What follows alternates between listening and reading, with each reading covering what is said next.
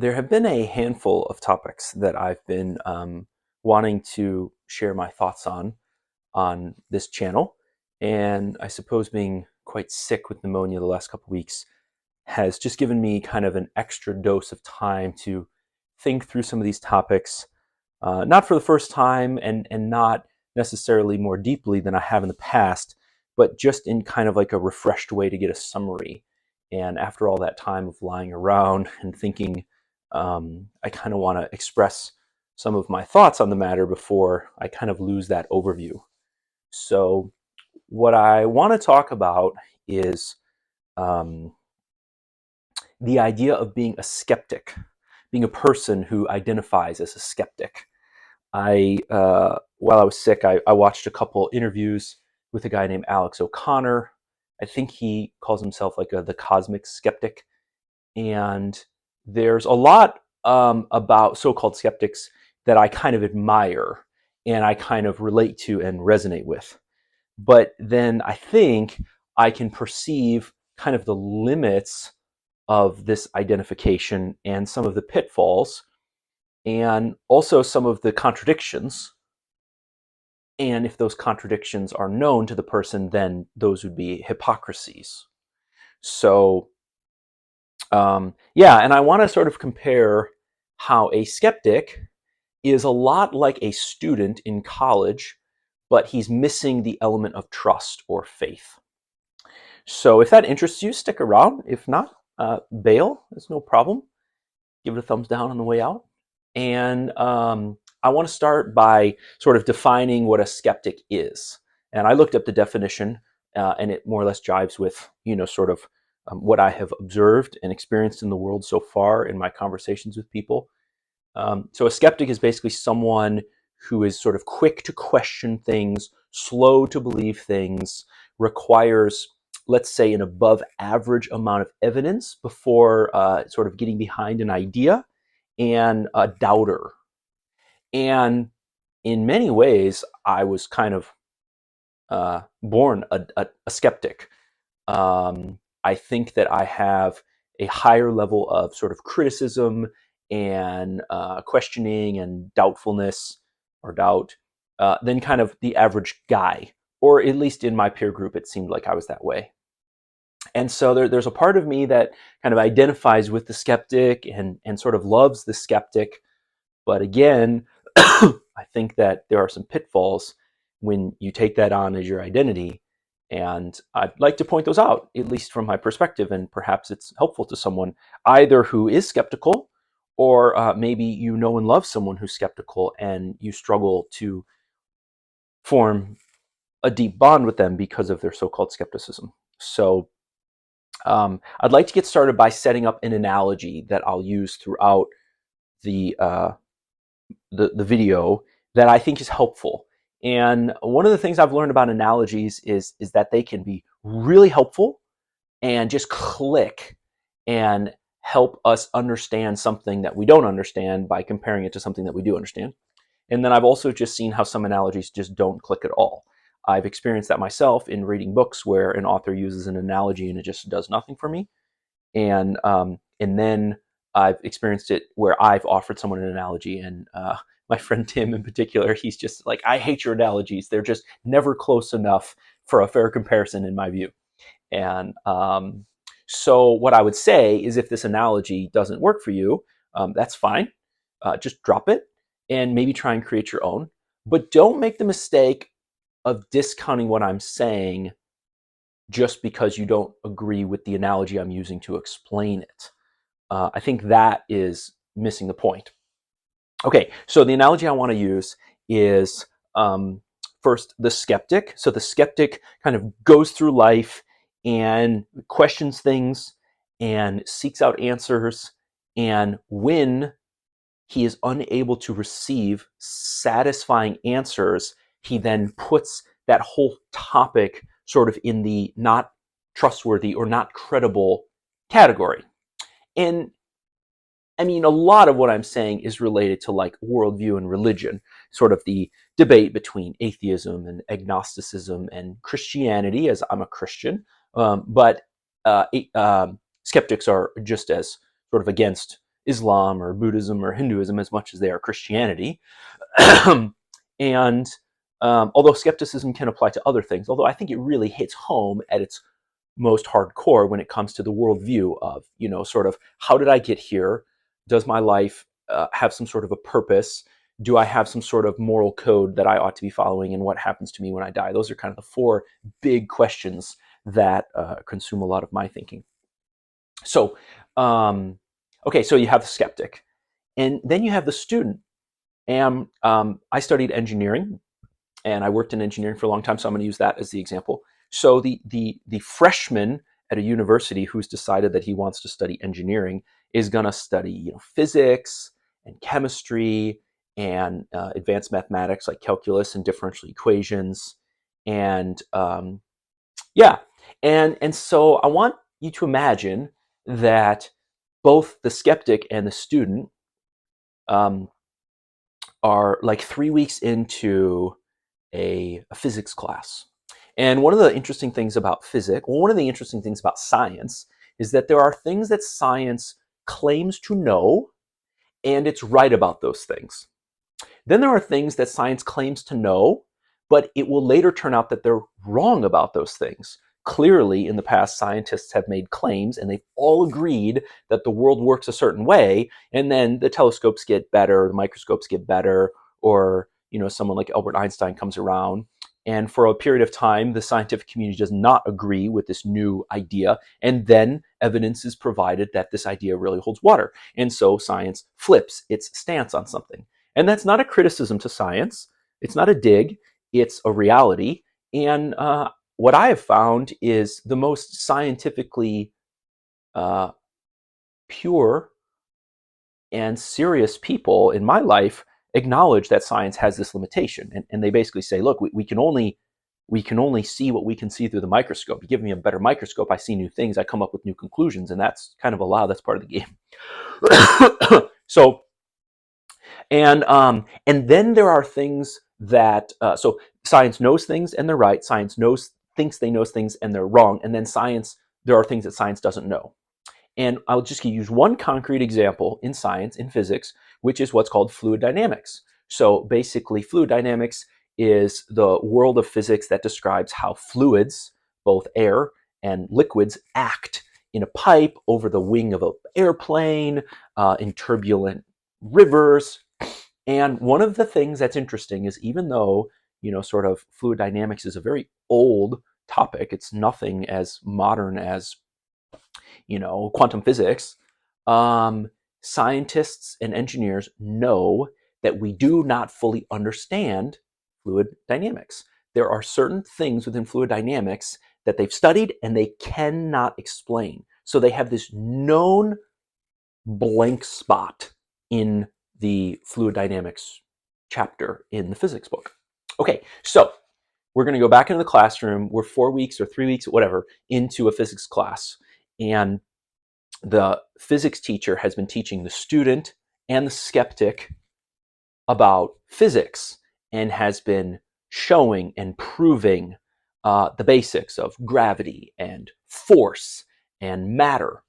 And let's just say that the skeptic and the student have found the professor's teaching to be intuitive, and it aligns with what the student and the skeptic have experienced in real life. They've experienced gravity, they've experienced force, they've experienced, larger surface areas of friction, make things harder to move.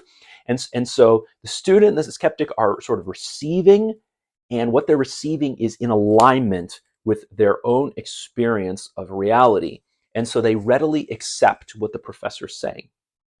In addition to that, they extend a certain amount of trust to the university and to the professor, because they're giving the university their money in order to learn something, and they've made some sort of an assessment that says the university and the people that the university employ are trustworthy. And so, even if what the professor was saying didn't necessarily align with my experience in real life, I'm kind of tilted a little bit to believe the professor, even though I'm struggling to validate what he's saying. So now we're going to come across fluid dynamics, and the professor's basically going to say, here's what we know about fluid dynamics, and then here's what we don't know. And we've been studying it for hundreds of years and we still can't figure it out. Now, in that situation, both the student and the skeptic essentially have a choice to make. And that is, the choice is whether or not they're going to allow this missing information, this gap in knowledge, whether they're going to allow that to degrade the credibility of the professor and the university. Are they going to respond by saying, boy, this professor really knows a lot, but he doesn't know everything, and it even looks like not everything can be known. And I'm okay with that. I'm going to keep going to class. I'm going to keep learning from this guy.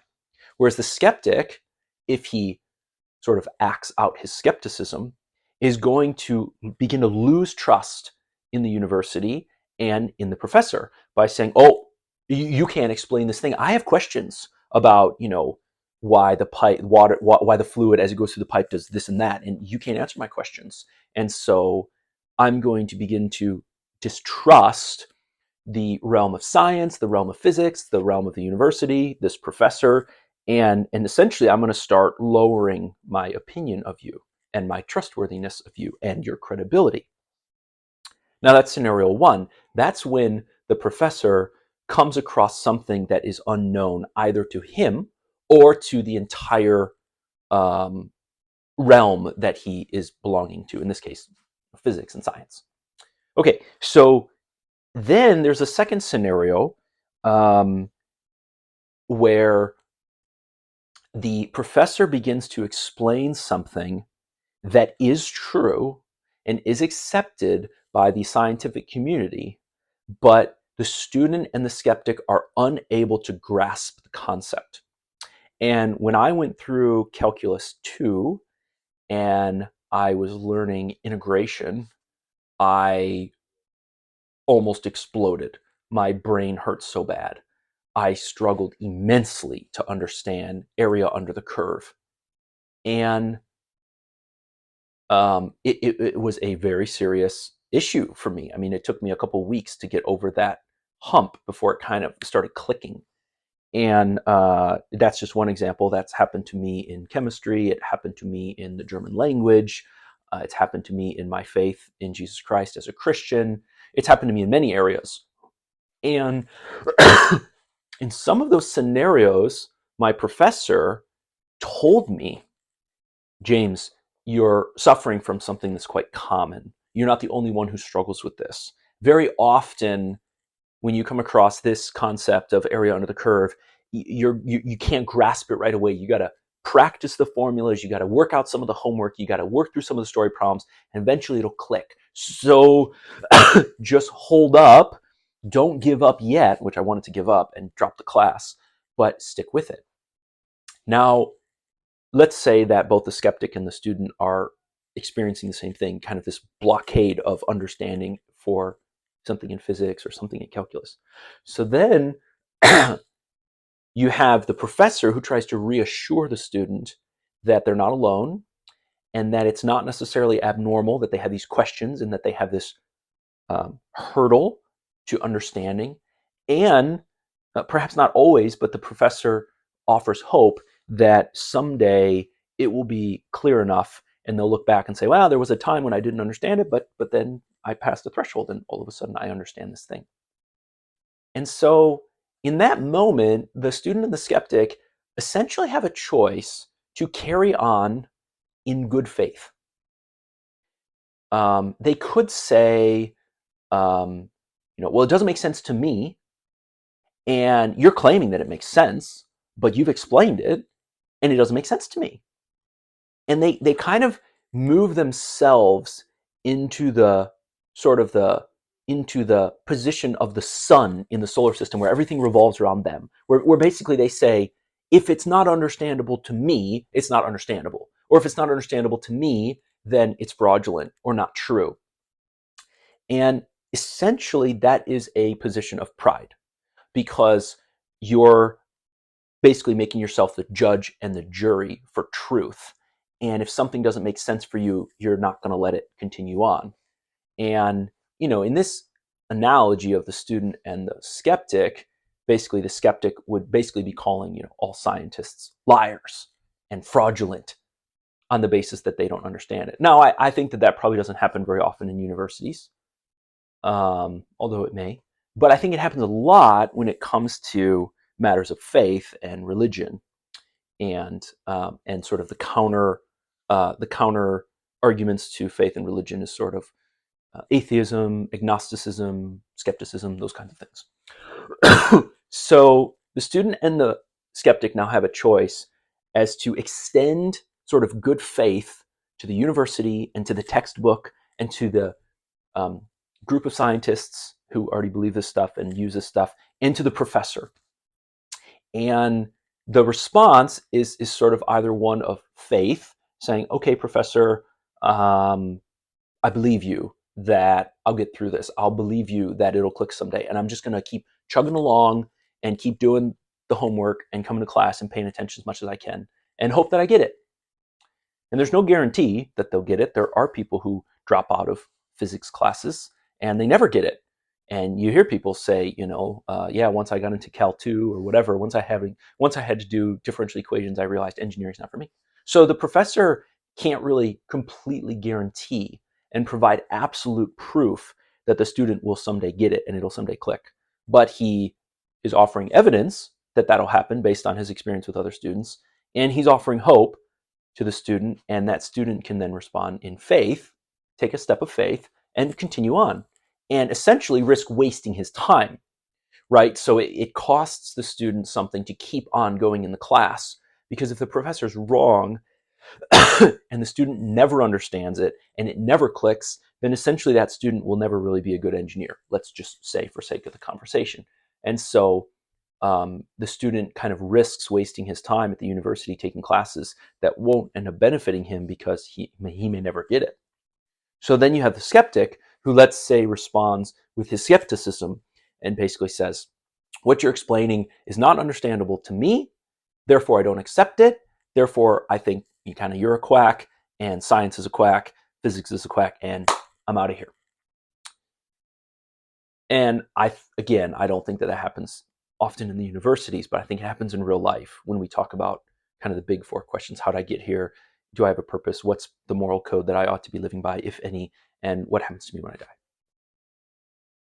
So now we see what I think is the key difference between a so-called student and a so-called skeptic. And it's it's the topic of faith.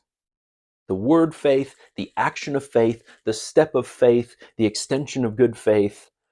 And faith is kind of this word that sort of has a technical definition, but then it also has kind of this connotation. So you might hear someone say, he's a man of faith, or I don't have that kind of faith. And, someone would say to me as a Christian, that I have faith. And actually, that's exactly what the Bible says. We have Jesus tells his disciples, you've believed in me because you've seen me, but blessed are those who are coming who won't see me and will still believe in me. And believe is essentially the action word, which describes what you do when you have faith. And so what's interesting about the Christian faith is that the Christian faith does not guarantee or say at all in the scriptures that you'll know this thing is real because the whole kit and caboodle will make sense for you. In fact, in Proverbs, it says that it's to the glory of God to conceal a matter and basically to keep something hidden. In Jeremiah, when God's talking to Jeremiah, he is talking directly to Jeremiah, and he basically says, you're not going to understand this all now, but you'll understand this in the days to come. That's a paraphrase. In Timothy, when Paul is describing the qualifications for deacons, he actually says that they must hold the mystery of the faith, sorry, with a clear conscience. So like Paul is saying that our faith, the gospel, the story of Jesus Christ, like it's kind of mysterious. Like there are elements that aren't totally black and white, aren't totally clear to any of us. And then in Second Corinthians, it says that like right now we see dimly through sort of like a fogged over, we see through this like fogged over veil, but someday we'll understand it totally clearly. And so the skeptic might criticize Christianity and might ultimately reject it because it doesn't offer enough evidence to be compelling.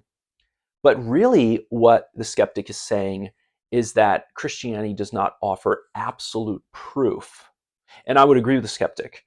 And I think the Bible clearly says that Christianity does not offer complete proof. Complete proof would be if God, sort of came down from heaven and was floating in the sky and revealed himself to us. That would be proof. Or proof would be, if we got to, before we die, go up and take a peek at what heaven looks like and go down to hell and take a peek at what hell looks like. And like that would be proof. But the interesting thing is that the moment you have proof, there's no longer a need for faith. Okay, so they kind of cancel each other out. And so that's pretty interesting. So the Bible, basically the skeptic would criticize the Bible and Christians because he doesn't get something from it, which he wants, which is 100% proof. And yet in the text itself, it basically says, we don't offer, like this isn't even on offer. 100% proof isn't even on offer. What's on offer is evidence.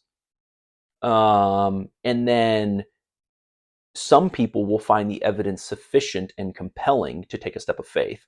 Others won't. And therein lies what I think is attractive about the skeptic and skepticism. I think it was Jordan Peterson who said, when you're young, you're naive and you sort of easily believe lots of things that you shouldn't. And we call people like that gullible and naive. And it's essentially an insult. It's something you don't want to be. You don't want to be someone who's easily taken advantage of. You don't want to be gullible. It's a type of immaturity and folly. And so we start off in life being naive and easily duped as children. And then, generally speaking, and this is what Jordan Peterson says, and I think this aligns with reality, is that you somehow get burned, right? You get betrayed by a friend, you get burned by a merchant, you get cheated, and it breaks you of that naivete, I forget the noun, and you begin to lose this attribute of being naive. And what can replace that permanently or initially is sort of a high degree of skepticism, where it's like, well, I got cheated by a merchant, so I'm never going back to a merchant, or that mechanic cheated me, so I'm never going to a mechanic, or I had a friend betray me, so I'm never going to have a friend again. And you swing the pendulum from being naive to basically being cynical, I think is the word he used, where you kind of don't believe anybody for anything. And you can live that way, but I think it's a pretty miserable way to live. And anyone who knows someone who's extremely cynical, or anyone who at times in seasons like myself has been extremely cynical, you sort of realize that it's not sustainable. But there is something attractive about sort of being cynical. And I think what's attractive about it is that it shows you've graduated from that earlier, more immature stage of being naive. And so you get to differentiate yourself kind of from the children, if you will. And I think that's very attractive because you look older and wiser and more mature. The other thing that you get to do, and I had a boss who did this quite effectively, is it allows you to portray yourself to others as someone who has extremely high standards.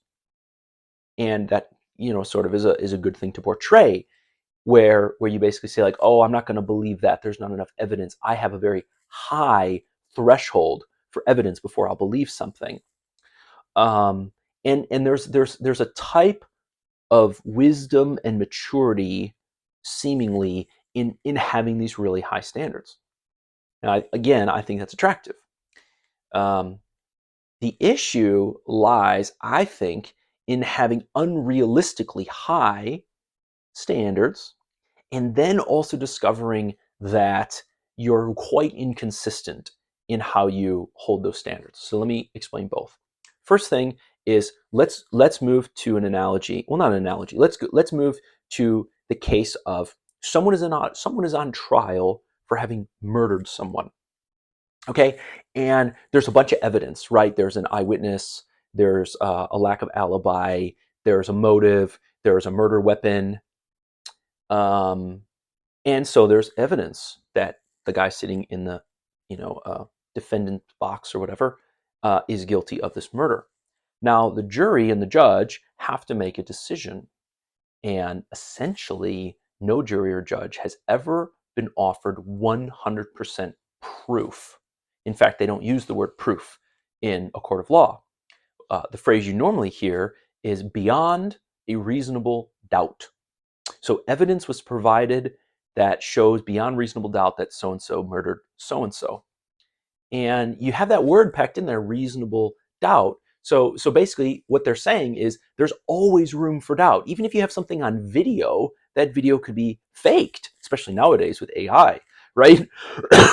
So we as technology increases, sort of evidence gets better, but there's always the chance that fingerprints were planted, murder weapons were planted, hair was planted, and so with every new piece of technology that helps us gather evidence, there's also always the opportunity for that evidence to be tampered with.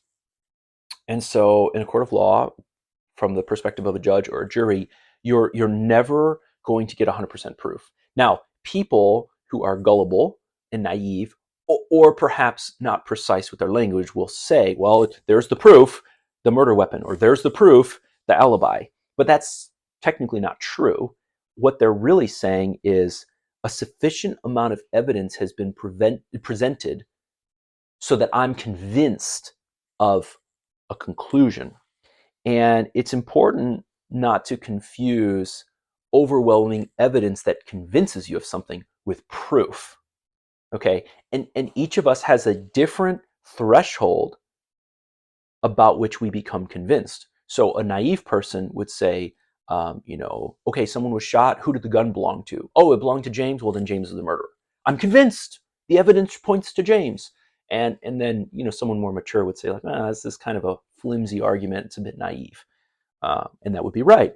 And then a seasoned detective would look at all those different things I mentioned and then say, okay, I'm convinced. So we have to be careful that we don't become too easily convinced of something with a small or flimsy amount of evidence, because that makes us naive and gullible, and we don't want to be that. But we also have to be careful that we don't become a person who essentially demands from society 100% proof on everything. Otherwise, we're unwilling to believe it, because A, it's it's not realistic.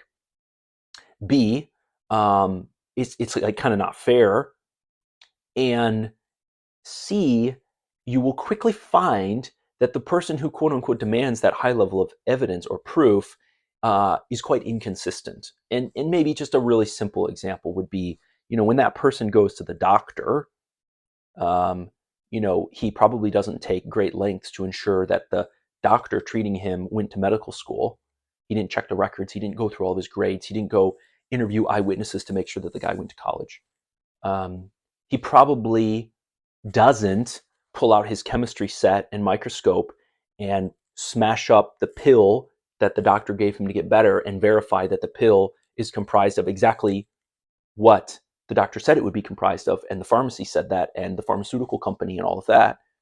So in order sort of just to get through life, we actually have to extend faith almost every day. When you fly in a plane, do you interview the pilots and find out if they really went to pilot school and if they're really certified and all? It's like, of course you don't. So we don't think of things like that as faith, but they really are, because they are things that we engage with while missing 100% proof that the events will occur as they've been promised, that this pill will make you better, that this pilot will get you to the other side of the ocean. And so skeptics, in my experience, talking with people who sort of identify as skeptics, or in other cases where I perceive them to be quite unreasonably skeptical, they kind of are unwilling often to acknowledge that that's faith. And they just call that like reasonableness. And what they then reveal is that it is appropriate to live a life with faith, and they're living a life with faith, but they think your, as an example, belief in Jesus Christ is too big of a step of faith. It's kind of too big of a leap, and there's missing evidence, and they're unwilling to be convinced of that. Now, in my assessment, what lies beneath the skeptic is often, sorry, I'm struggling on how to express this. What lies beneath a skeptic, I think, often is really just plain old simple rebellion, where um, the skeptic doesn't want a religion to be true. And because I'm a Christian, I'll just use Christianity as an example, although in this discussion, a different religion could be chosen.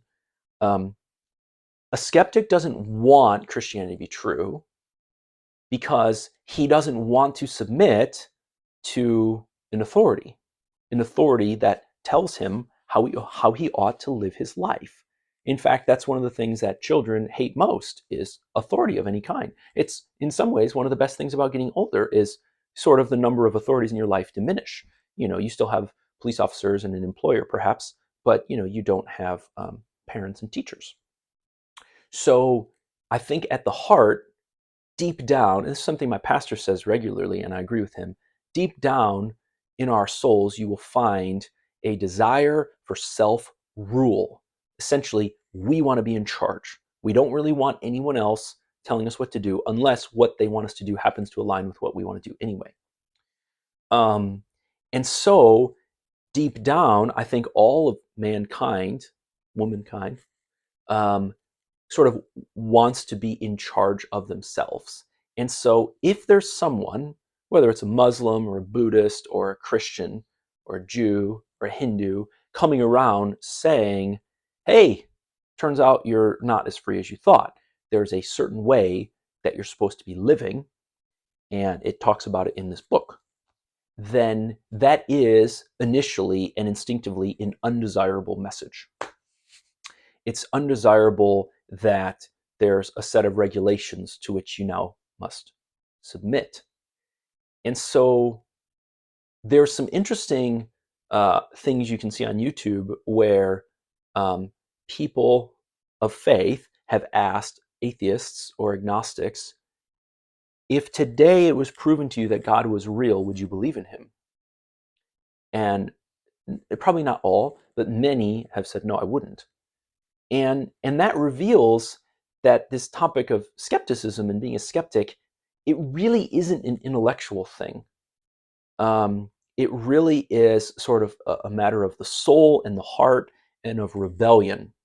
And then skepticism and the intellectual side is sort of used as a scapegoat. And I have acquaintances, some of which I would say would be skeptics, although others not. But I've basically heard them say, like, I would like to believe in God, but I'm just not convinced. Or I would like to believe in God, but the evidence just isn't there for me. Or, I know someone who was born and raised in a Christian home and sort of raised as a Christian and then abandoned his faith in his early 20s. And he basically said to me, like, I just don't know what I believe anymore. And it was kind of sad. Like my initial response was like pity, like, oh, this poor guy, like he doesn't know what he believes anymore, and he's lost. And that makes me sad. And then it became kind of more clear to me that while he may be lost, he's really not working very hard to be found. He's not really hungry or interested to find out what's really behind the universe. And it became more and more clear to me that, at least in this one case, that was because he wanted to keep living how he was living. And any serious research project into the religions and sort of being forced to make a decision and choose one would then constrain his lifestyle, whether that was Judaism or Christianity or Islam, where all of a sudden there would be a set of restrictions that he basically didn't want. And so while skeptics often sort of portray this aura of like intellectual superiority and this very high standard for truth. Like, I care about truth so much that I'm not just going to gobble up and regurgitate anything you tell me. I'm going to wait until the evidence is just, sort of like academically high, just this really high standard. And all of that appears at first glance to be quite admirable, I think. But I think in my experiences, and of course these are generalizations, because we all speak in generalizations because we've not met every person on earth. But in my assessment and in my experiences, it really is a cowardly move. It's this cowardly move that's disguised either as something which is sort of pitiable, like, oh, poor guy, like he's lost, he doesn't know what to think anymore, or disguised by this, I have this extremely high, sorry, someone's calling me. I have this extremely high standard, and unfortunately, it just doesn't fit, and it doesn't fall in line to my standard. I had to gather a thought or two before I continued. So I think in the end, I kind of would like to say maybe two things. First, to the person who's listening to this, if you find yourself a skeptic, whether in title or just in vibe, then you're in good company, because I have that same skepticism that runs through me as well. I have long asked and investigated the topic of my own salvation, recognizing that I was, born and raised in America, a Christian nation. I was, born to Matthew and Betty, two Christians. They took me to church every Sunday. They made me pray before my meals. They made us read our Bible. And you could call that kind of thing indoctrination, brainwashing, but you could also just call that education. Every parent is trying to teach their children about the world as they understand the world, and we have different understandings of the world. Each parent has a different understanding of what makes the world tick, how we got here, what we're supposed to be doing, where we're going, who are the good guys, who are the bad guys. Um, and each parent is doing their best to help their children understand the realities of the world. Nonetheless, it wasn't lost on me. I mean, I was in junior high when I began to wrestle with, aren't I just a Christian because I was born to Matthew and Betty? And this is what they shoved down my throat, essentially, even though they didn't shove it down my throat. And then as you get older, you try and reflect on your childhood, and you think, well, would I even be able to perceive the difference between being brainwashed versus being educated? And perhaps an extremely strategic parent, would be very good at disguising their brainwashing and make it seem more voluntary. And so I wrestled with that for a really long time, and I think a lot of people who are raised in the church wrestle with that, and perhaps people raised in other faiths, really question, am I really just a Hindu because I was born to Hindu parents, and I was born in India or whatever, and wouldn't I just be something else if I was born somewhere else? And I think that's a very tough question to wrestle with, and I have wrestled with it for many years. I have come to the place where I see now and know now that I follow Christ on my own accord. And one of the reasons I know that is because following Christ has been very painful and difficult. And if I had just been doing it to like appease my parents, I would have given that up long ago. And I have given up many things that my parents taught me that I disagree with now, or I think are outdated, or I think are maybe appropriate for when I was being raised and not now. And so I see my willingness to, let's say, rebel, or part ways from my parents on certain issues, and in some cases, very significant issues.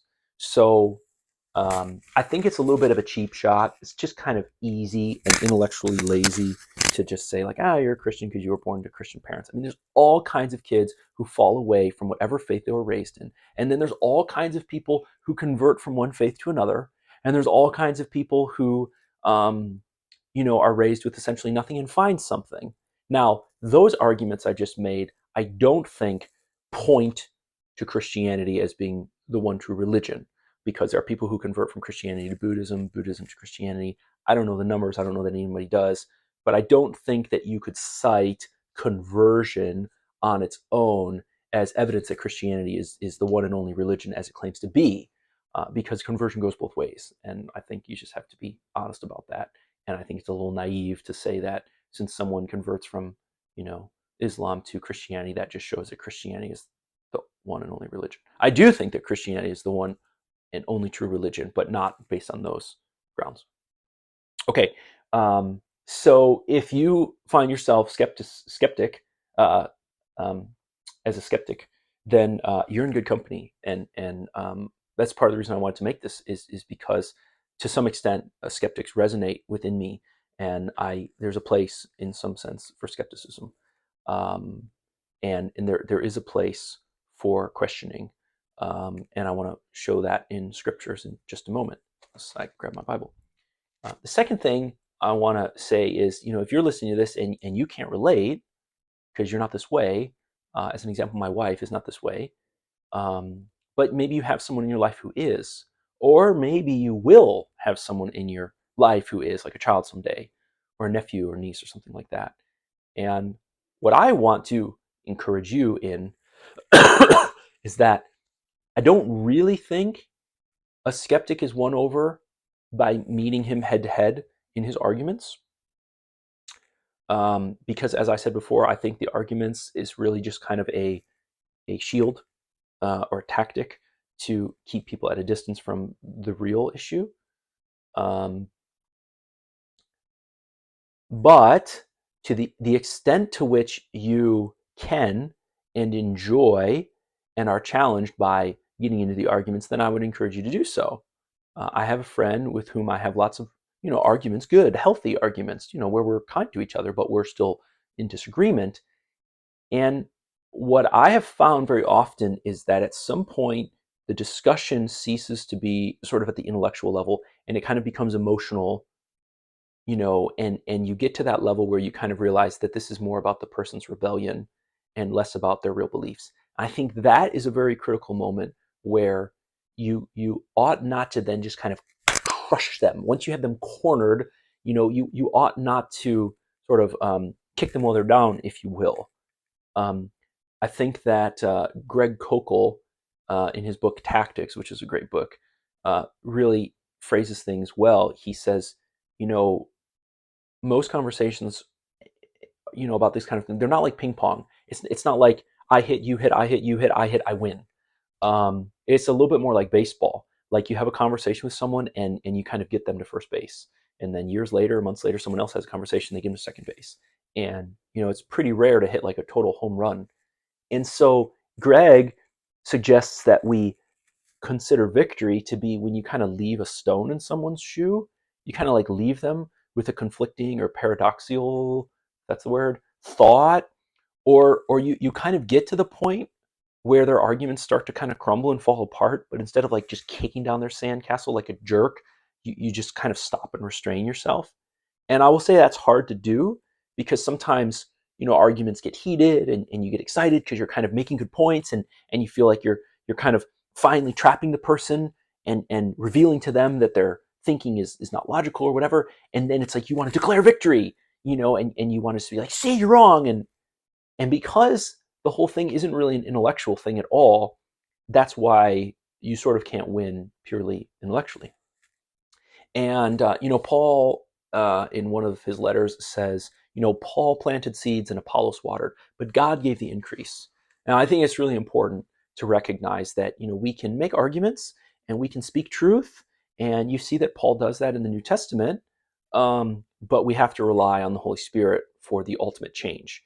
And if we don't remember that, then it can be extremely discouraging because I've had incredible conversations with people where I lovingly and gently showed them the error in their ways, and they even admitted the error of their thinking, and yet they didn't convert to Christianity, and so if you're thinking that sort of the a pot of gold is at the end of this argument rainbow, it's not. At least it hasn't been in my case, and from others I hear the same. Yeah, the other thing that adds to this, which is maybe the more important scripture, is, Jesus says, no one comes to the Father except through the Son. And this is a very difficult truth for me to accept, no one comes unless the Father draws him. And so we can share our faith, and we can have healthy arguments, but if the Lord is not drawing that person, then those arguments will fall short. And that's a very difficult truth that I've wrestled with at great length, and still wrestle with. And like for me, it's like that piece of fluid dynamics that physicists still don't quite understand. It's like this thing that I just quite don't understand. And yeah, so what you find very often with skeptics is they will agree with a huge amount of scripture, that Jesus was a good teacher and had some good ideas, and the Ten Commandments are pretty great and things like that. But then they'll hone in on, a really challenging verse, like, when God ordained the slaughter of a people group, or some of the comments in the New Testament about, the place of women in the church. And I think that if you step back, you can kind of see that the whole thing's a bit of a crock. I mean, to take a book that, in this case is 1,000 pages, and to criticize one or two sentences, which sometimes are kind of deserving of human level criticism, I admit, but to like throw the whole thing out based on that, I think is really just kind of lazy. And I think that if you were to do that across the board, then you would totally disregard science, because science has been wrong about things, and there's things science can't explain. You'd probably throw away history, because records could be forged, and eyewitness testimonies could be exaggerated. You'd throw out the English language because it's full of exceptions and isn't consistent. I mean, it's like you would just kind of throw away everything. And again, that's what I'm saying about the skeptic sort of pretends to hold this extremely high standard for truth when it comes to like their worldview, but then they don't maintain that same high level standard across other realms. So anyway, I'd like to close with two scriptures, because while I have opinions and perhaps insight and perhaps wisdom on some of these things, they need to be rooted in scripture. And if they're not, then they're of little value, I think. And so, yeah, I want to close with two. I think there's a lot more that could be said from the scriptures along these lines, but I'm going to share two. The first one is in the book of Luke, also in the book of Matthew, but it's in Luke 7, 18. Sorry. So it says, the disciples of John the Baptist reported all of these things to him. And John the Baptist, calling two of his disciples to him, sent them to the Lord Jesus, saying, are you the one who is to come, or shall we look for another? And when the men had come to him, they said, John the Baptist has sent us to you, saying, are you the one who is to come, or shall we look for another? Now, before I continue, a little bit of context. John the Baptist is in jail, and he has already met Jesus, and he's already said, here's the Son of God, but then he found himself in jail, and he begins to have doubt. He essentially becomes a skeptic and basically says like, hey, I had a bunch of evidence that you were the Messiah, but I found myself in jail now, and that's not what I was expecting from the Messiah. So like, hey, are you the guy or not? So you see this element of doubt in John. And so he's reaching out to Jesus and basically saying like, hey, are you the guy or not? Now, what's interesting about this is that Jesus's response does not exploit or utilize his authority. So Jesus, being God, is kind of like the parent who has the right to tell the children, because I said so. When kids say, do I have, why do I have to do this? Why do I have to clean my room? A parent sort of gets to say, because I said so. And it's kind of a cheap move. It's kind of a lazy move. A better parent would give some reasoning, at least sometimes. And Jesus could do that. Jesus could just have told John's disciples, yeah, I'm him. That's it. And that's not what he does, even though he could have. So it says, verse 21, in that hour he healed many people of diseases and plagues and evil spirits, and on many who were blind he bestowed sight. And Jesus answered them, go and tell John what you've seen and heard. The blind receive their sight, the lame walk, lepers are cleansed, and the deaf hear. The dead are raised up, and the poor have good news preached to them. And blessed is the one who's not offended by me. So Jesus basically didn't even answer the question.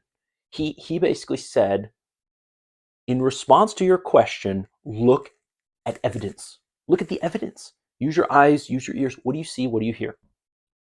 And I find that to be absolutely amazing as someone who sort of has this skeptic nature that I'm talking about right now. Is like Jesus could have basically just said, like, yeah, I'm the guy, get over it, John. It's not about you, you're in jail, whatever. But Jesus doesn't do that. And if you're kind of like a scientifically minded person, like, I think that really jumps out to you as like Jesus is just like, dude, check the data, look at the measurements, like don't take the engineer's word for it, like just look at the data sheet. Like that's just amazing to me as kind of a former engineer, that like there's this phrase in engineering we use, in God we trust, everyone else has to bring data. Show me the numbers, show me the facts, show me the data. And I don't care about opinion and conjecture. And so you see that same attitude. You essentially see like the scientist in Jesus, where he says, like, well, just look at the evidence and then decide for yourself. Like, he doesn't even tell them. He lets them decide for themselves based on the evidence. And like in some ways, he's just such a gentleman about it. Instead of like, of course I'm the Messiah, haven't you been paying attention? I've been saying it left and right. He's just like, hey, look at the evidence. I just think it's really amazing. I hope that resonates with you somehow. Um, so then, the second thing, and this recently bore weight on a decision that I was making, but in the book of James, chapter 3, verse 17, James is describing what wisdom looks like, what biblical, godly wisdom looks like. And he's describing it. And he starts in verse 13, but I'm just going to pick up in verse 17. He says, but the wisdom from above is first pure, then peaceable, gentle, open to reason, full of mercy and good fruits, impartial and sincere. And, if you're attentive, open to reason and impartial are like really quite scientific terms, right? Scientists are, very cautious not to, have bias for a particular hypothesis as they go to do measurements and testing. And they are absolutely required to be impartial in order to be good engineers or good scientists. And you see in the book of James where he claims that that's the mark of, godly, divine wisdom. And you can always make the argument that you've come across a Christian who's gullible and naive. I'm sure you have. But that's different than saying that the premise of Christianity is just a bunch of gullible, naive people, right? I mean, there's always the standard. Mechanics are supposed to fix cars, and scientists are supposed to do good measurements, and doctors are supposed to help heal people, and like that's the aim. And then there's always those who fall short of that. There's always a hack instead of a mechanic, and a quack instead of a doctor, and a cheat instead of a lawyer, and all of that. But you can't use the fallen examples that don't represent the ideal as evidence that the ideal doesn't exist. And the last thing that I want to say about evidence and believing in Christ is I would challenge you to think about what was the reason that Jesus performed so many miracles. There's tons documented in the Bible. At one point, I think in the book of John, it says basically we couldn't even come close to documenting all the miracles because we would run out of pen and paper, or probably not pen, but ink and paper. And so you think about, well, what's the reason that Jesus did all those miracles? and you could sort of say like, well, he wanted to help people. But he really didn't have to come down to earth and do miracles in front of people to help people. He could have just stayed in heaven and just snapped his fingers, and then people would say like, oh, I'm feeling better today, or better yet, people wouldn't even get sick because Jesus would just be preventing them. And that way he doesn't have to heal the blind, they just wouldn't be blind.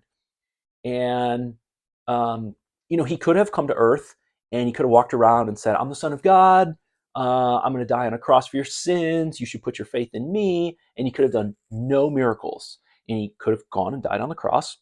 And those who put their faith in his work on the cross could be saved. And then he could have risen and, sort of made himself known to people or not and gone back up to heaven. And Christianity, sort of the mechanics of Christianity would have still worked. So then you start to really question, okay, what was the reason for all the miracles? And it's a really scientific-esque answer. And that is, he was providing evidence to all these people watching him that he really was who he says he was. He was not asking them to take his comments on faith alone.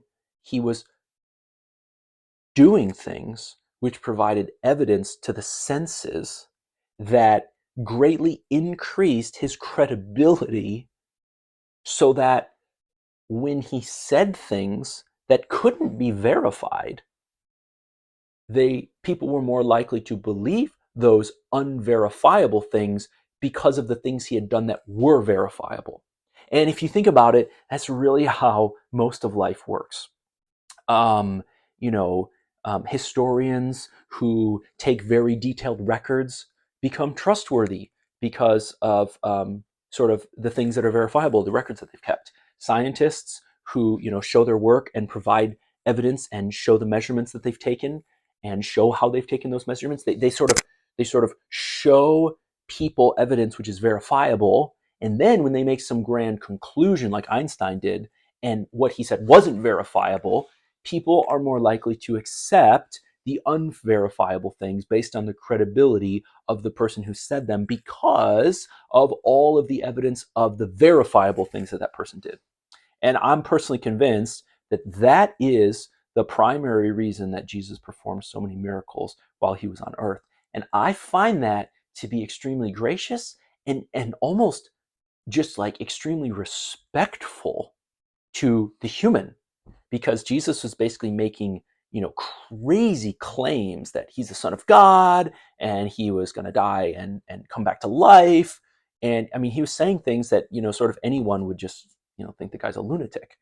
And he really didn't necessarily owe us evidence, and yet he provided so much of it. And maybe you would say he didn't provide us the argument, the evidence, because it was 2,000 years ago. But for those people living, watching him, he gave them ample evidence, although not complete proof, that he really was who he said he was.